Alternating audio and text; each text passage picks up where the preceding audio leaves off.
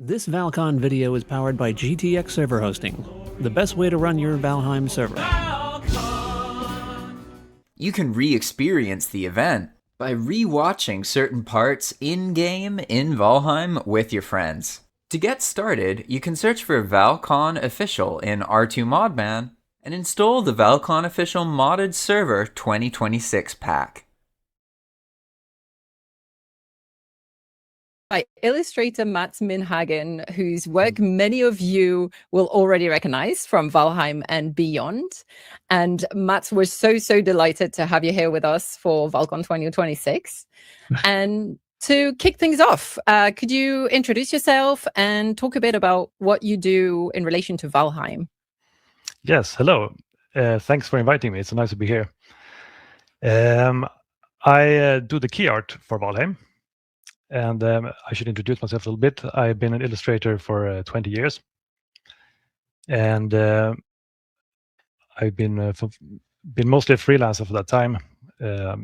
Worked mostly with book illustration, actually, but games also, and board games. And for the past 4 years or so, I have been working with key art for Valheim. And that has been a lot of fun. Yeah,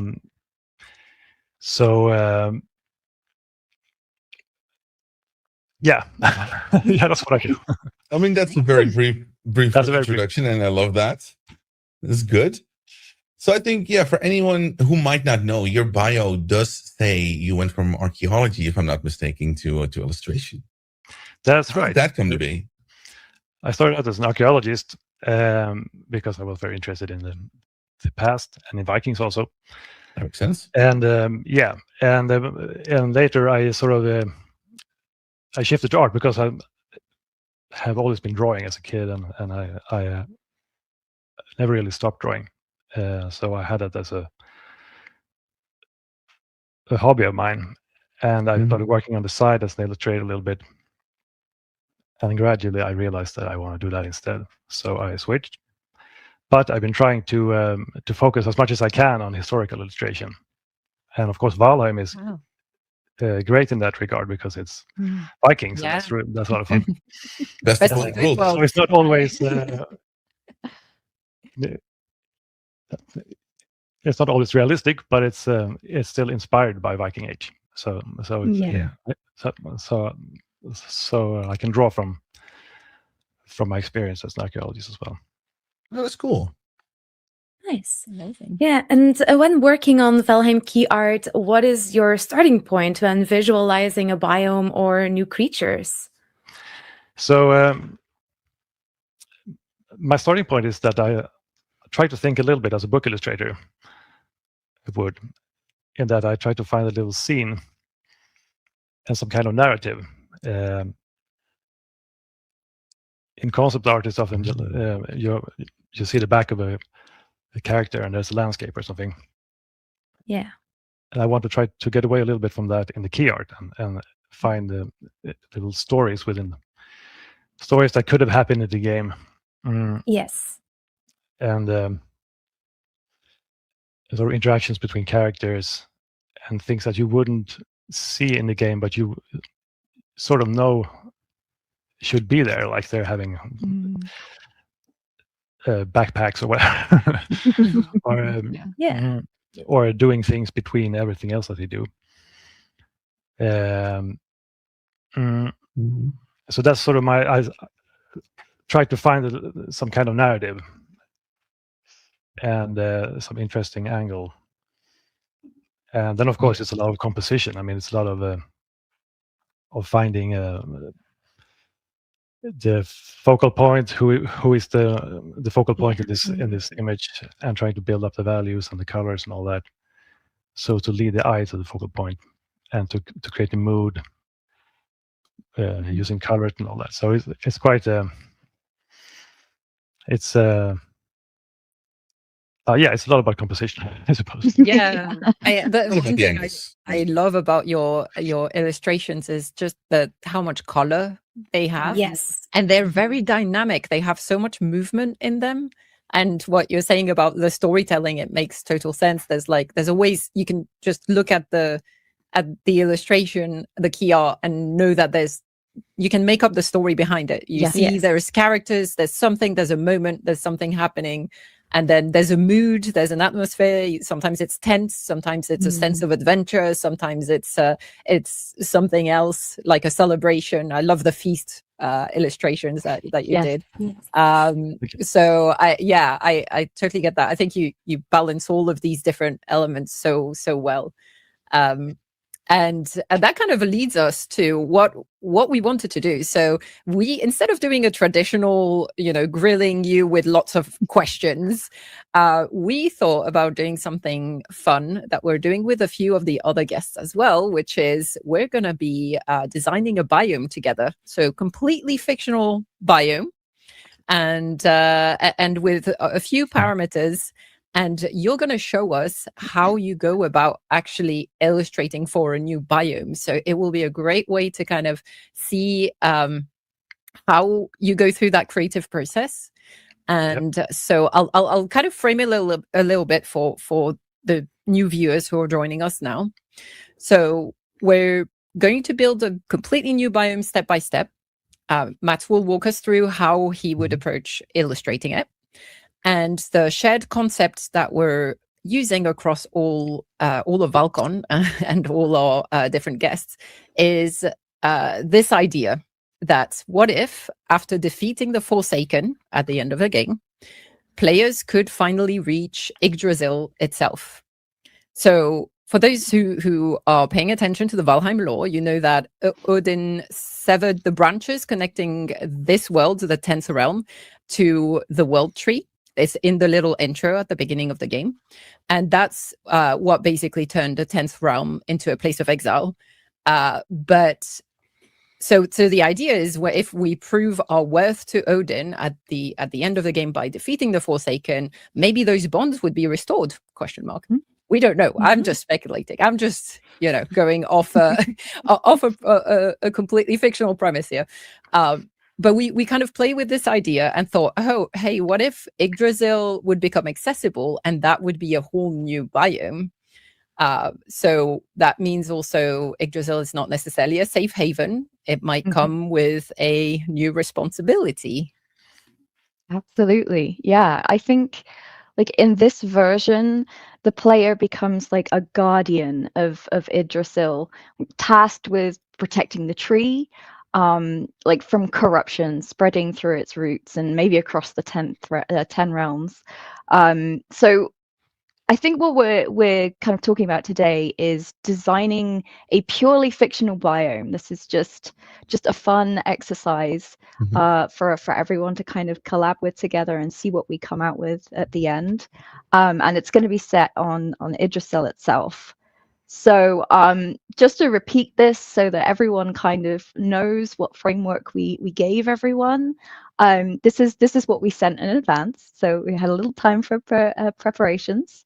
We wanted Matt to design a high altitude biome set across Yggdrasil's roots, branches, and canopy. The environment needed to be entirely organic, so roots, shoots, leaves, vines, mushrooms. And we kind of, the mood was kind of sacred, immense, like familiar but otherworldly, like that constant sense of kind of quiet danger. With wildlife that draws from Norse myth, tree ecosystems, mixing giant insects, reptiles, birds, mammals, hostile and passive. So you can, choose whether you're doing the fun little kind of monsters that pop out, or perhaps something a little more friendly. And at its core threat is, I am not going to be able to pronounce this word. I think someone needs to tell me how that's pronounced. It's what I'm going with. I'm a written it down person, but not pronounced it. How would you pronounce it, Matt? Nidhög. Nidhög. Nidhög. Yeah, that's exactly correct. Like need a hug. Easy. Like need a hug. Does that come from a hog? Like a creature that you use in English? Maybe more wild? No, I don't actually know the origin of that word. I mean, need is bad somehow. Need is Okay, I don't know if that means like a Serpent? I don't know, really shopping or something. I don't know. Yeah. I don't actually know. It's Icelandic for hit. Hit for hit. Because I was yeah, going to say, like, yeah. I know Yeah, Old Norse for pig is Finn or Svein, like Svein, Yeah, like Yeah. Svein. he asks Yeah, it. So yeah, interesting. Huh? We've all had a learning journey. That's fabulous. So Need a need hug hug, serpent. the serpent gnawing at the roots. Which is in Awesome. Norse mythology. Yes. Right? Yeah. Yeah. So we're trying to bring in some of that like traditional Norse mythology in there. So yeah, with all of that in mind and our history lessons, can you talk us through that process of designing key art and maybe explain for everyone at home what key art is? You know, not everyone knows the difference between key art and other types of art within games. And when you approach a biome like Yggdrasil, what becomes your first like visual anchor? Like, do you start with scale, composition? You know, you talked about starting with a character. Is that kind of your way in? There we go. yeah. Well, for this exercise, I've sort of started with concept art. Really, key art is more the marketing pieces that are that have a scene in them. Yes. And that should be a little bit more than concept art in a sense. And I didn't really get around to the key art in this case. I focused on the concept art. Beautiful. Because when I started thinking about it, I found that there were so many ideas here I could talk about. So I sort of focused on that. And I did, yeah. So you're gonna see some concept art really. Awesome. But if for a key art, if I did a key art piece, I would try to find some little angle here, some little story of a character in this strange world, resting perhaps and looking out of this huge landscape, or try to find the mood somehow. But for now, I've just done some thumbnail sketches, very rough, just to get my thoughts started on what this could be like. And I don't know if we should show them on my screen. Yeah, let's go. Yeah, let's see them. I'm so excited. So, oh wow! So like I said, this is kind of, let's see. I feel a new wallpaper coming. Yeah. Oh wow! Love this. So one of the first things I started thinking was that in the game, when you see Yggdrasil in the sky, it's these long branches. But if you had only that to play on, it would be kind of linear because you had to walk along these long branches. And, yeah. And if this biome should be more playable, it should be like I'm trying to imagine a place in the tree where it's more dense, where the branches come more together, and perhaps higher up in the canopy where the foliage is a little bit thicker, or the structure of the tree is a little bit different. So you would have like branches in more directions than one, and you would be able to move in more directions. Yeah. And that makes sense. So encounter some different types of landscape. And so I'm kind of imagining this to be a little bit up in the canopy somehow. And I'm imagining the ground should be the bark of the tree. In the Mistlands, when you see the roots, they're kind of smooth, but perhaps higher up they will be a little bit coarser and have these sort of have the rugged feel. Yeah. So you would have more like a three-dimensional landscape with some more variation. Yeah. And I'm thinking also that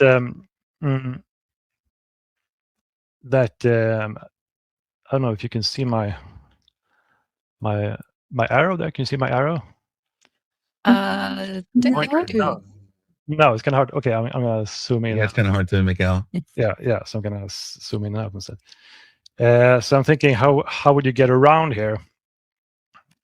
It's hard to climb these branches, I suppose, but there could be some vines growing around the tree and the branches. Yeah, and perhaps climb a little bit on the vines. And also the bark would be so coarse that you could find a foothold. Ooh. Climb it, scale it. Scale it, sorry. Wow, interesting. And Oh, wow. and I'm thinking also that between large branches, in places where large branches meet, there could be almost like areas of flatness where there could be like collections of water, perhaps rainwater, or even sap, Yes. like little lakes with puddles of water or sap. Oh, wow. And these places could be a little bit somewhat more like a normal landscape where you could build a house or something. Like a valley, it looks like. Yeah, almost like a little valley with these huge branches going off in the direction. So love that. And, I love the liquid element as well, because that's nice that I didn't really think of, right? Some strange fish in there. Oh, there could be, yeah. Which Sapfish. Oh. And I'm thinking also there could be ways into the tree trunk, like passages into the tree, and then you, of course, there is. I didn't get around to draw the inside of it, but I'm thinking it could be like this quite lit and sort of large caverns that looks almost like a church with these sap lines going, sort of lighting it up, and the pillars and something with a sacred feeling almost. They could be the dungeons. I was That's I don't think they should feel some of them feel so dangerous. Feel a bit more cozy and safe inside them. Like the opposite of a dungeon. Yeah, and kind of sacred as well. Yeah. Cool. Oh, I want this now so that the vegetation, I mean the tree itself is a huge structure, and I think some of the leaves should be huge as well, so you get this feeling.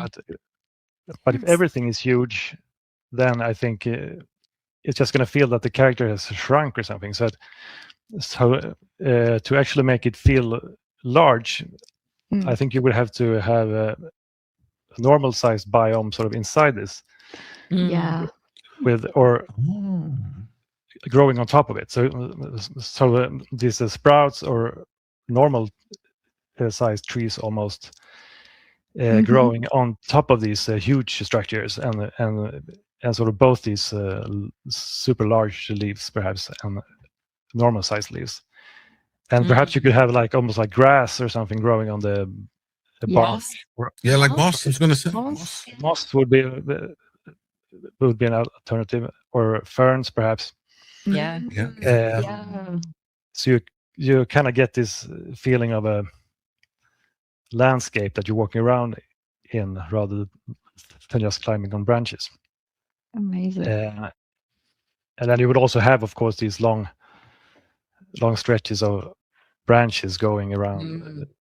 Wow. To get from one place to another. And then I thought about I did this little silly sketch also with oh my god, squirrel. I think I can know what that was. How to get around in this world, because it's kind of hard to climb in Valheim. And perhaps you could tame a squirrel. But in the mythology, there's actually a squirrel.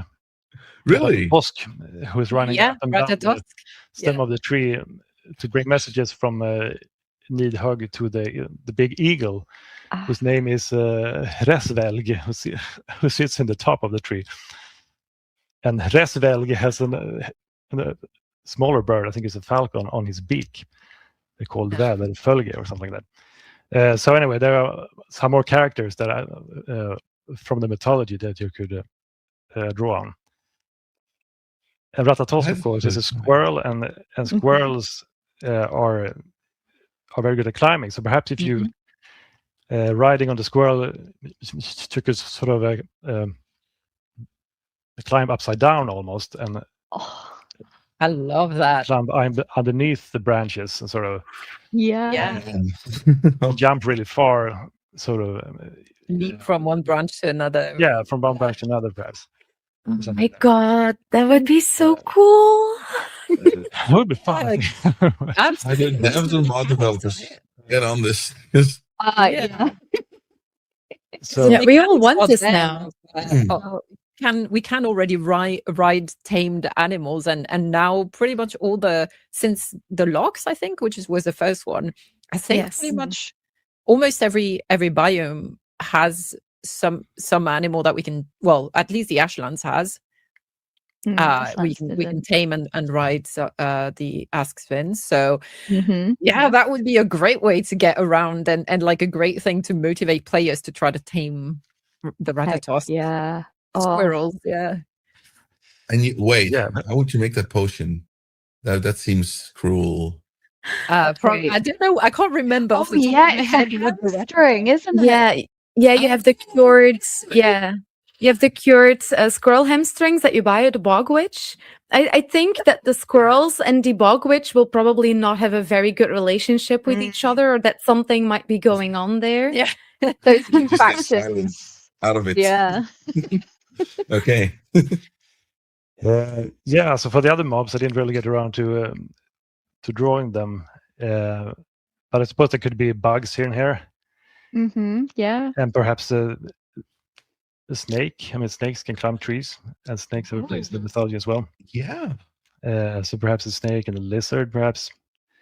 I suppose birds could be there, but I mean the impulse would be to tame them, and then you would be sort of overpowered, I think. That would defeat the biome. So that might be too much. I don't know, but do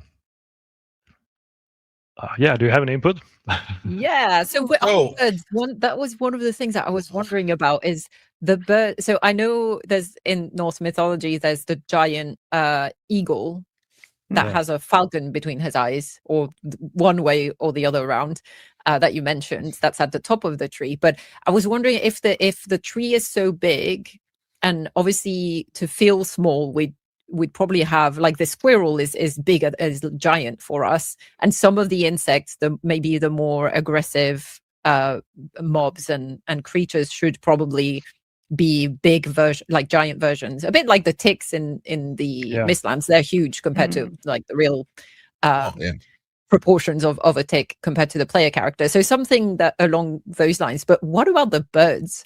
If we did have birds in this biome, what should they be? Normal sized birds, or should they be giant birds?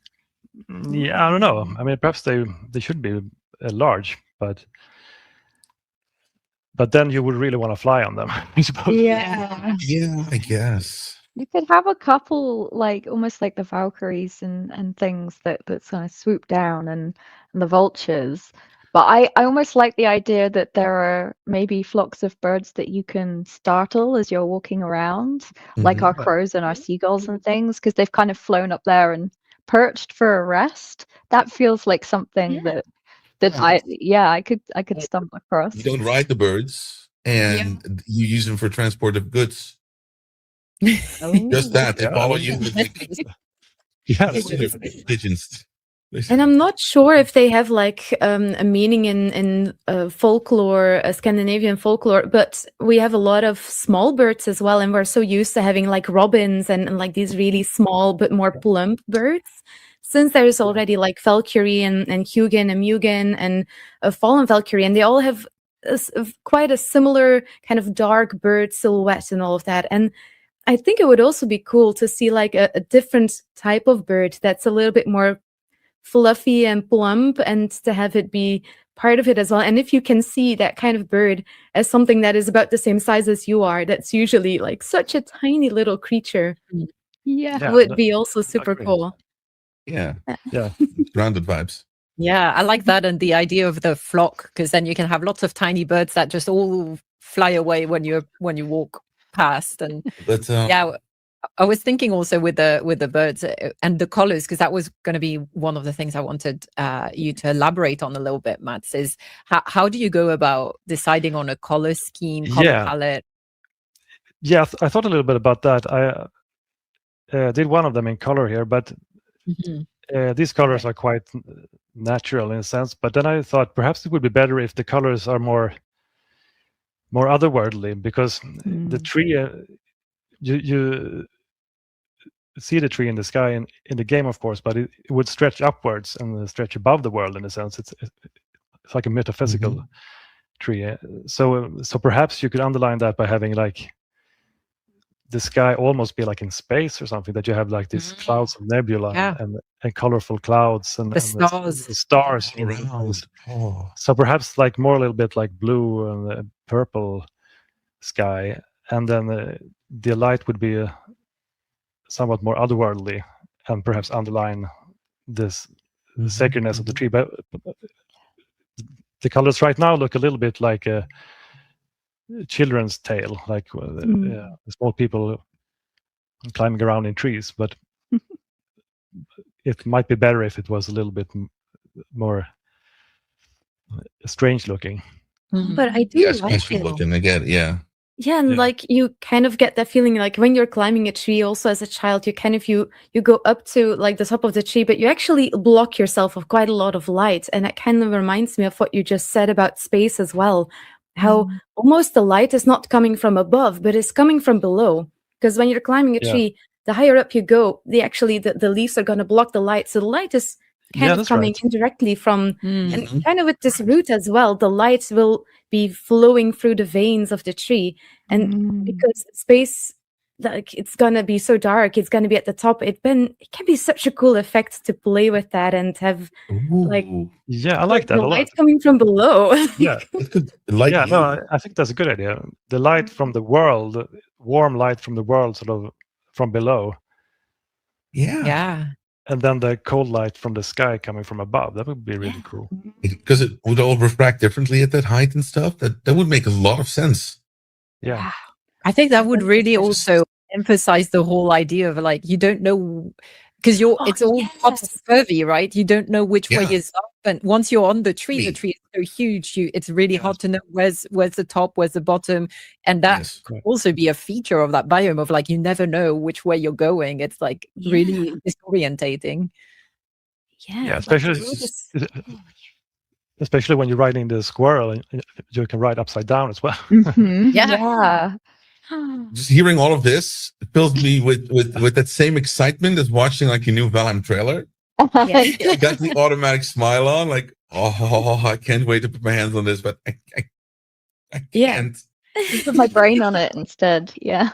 Put the brain on it. Yeah, that's better. So I know people are going to ask, and people are, I'm sure, already asking, can even these sketches be made available? Like the one in color, I'm sure people will want to have that as the wallpaper. Sure, if you want. I mean, they're kind of rough, but sure. Hey, I would love it. Oh, it's so it still kind of feels like all your art just fills us with so much that feeling that only Valheim can capture. So I'm sure even in this rough state, I love it. I actually like because it's a sketch. It's very minimalistic. It feels serene and mysterious at the same time. Love it. There's a lot left to the imagination, and I love that a lot about it. Yeah, absolutely. So before we end, though, there was one thing that we wanted to do with you, which is a little round of rapid fire questions for you. So we're going to play a boss music, and for the next 2 or 3 minutes, we're going to just in quick succession ask you easy questions and try to answer them as quickly as you can, like 10 seconds max. So I guess if we're ready to roll with the boss music. Are we ready? Oh, we're ready. All right, Mats, to start with, what's your favorite video game? We can't hear you, Very so old. we might need to lower that music sound a little bit. The music. Well, my favorite video game is Monkey Island 2 from way past. Oh, okay. Good one. Yeah. Good one. That was a great game. What's your favorite board game? Dixit. Okay. Okay. Favorite artist? Sorry? Favorite artist?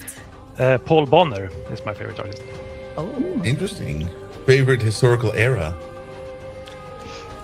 I think the Viking Age, actually, it's fascinating. I agree with that. Your favorite Norse god, then? Thor. Oh, powerful. Good. Your favorite Valheim biome to illustrate? The Mistlands, I think. Nice. Ah. And what is your Favorite? favorite? What is your favorite Valheim creature? I think the creatures in Mistlands, they're seekers. Oh, Big okay. bugs. And what is your favorite Forsaken? I think the Elder. Ooh, okay. And your favorite Valheim food? Well, I don't really know. The Jotun porridge, is it called that? Oh, No, yeah, no, yeah, it's the not. Yggdrasil porridge. Yggdrasil Yeah. porridge. Yeah, the Yeah. There you go. Yeah. Beautiful choice. Okay, and your favorite Valheim weapon? The two-handed Crom sword. Ah, Oh. good choice.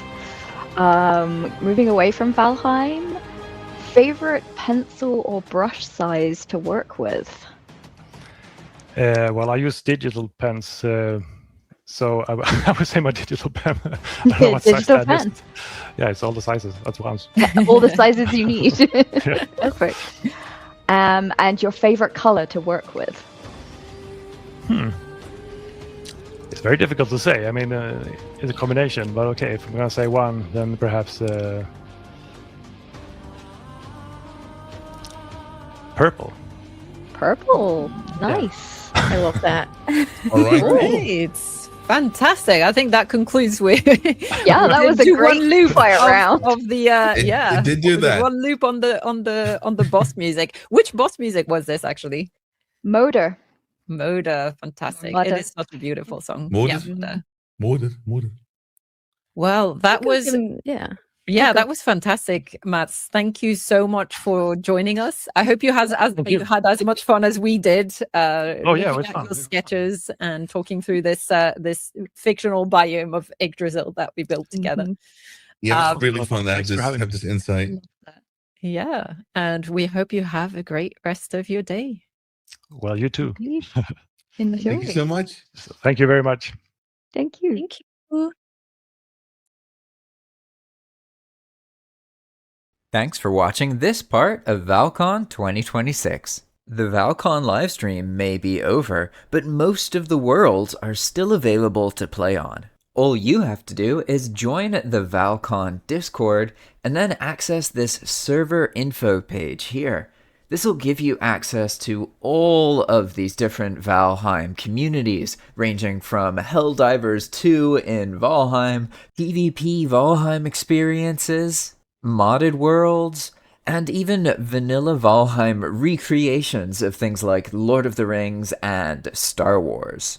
You gain access to all of these communities and more simply by being in the Val-Con Discord. Make sure to subscribe to the channel if you want to stay in touch, especially if you want to be involved in Val-Con 2027. Thanks for watching, and we'll see you in the next video. This Val-Con video is powered by GTX Server Hosting, the best way to run your Valheim server. Now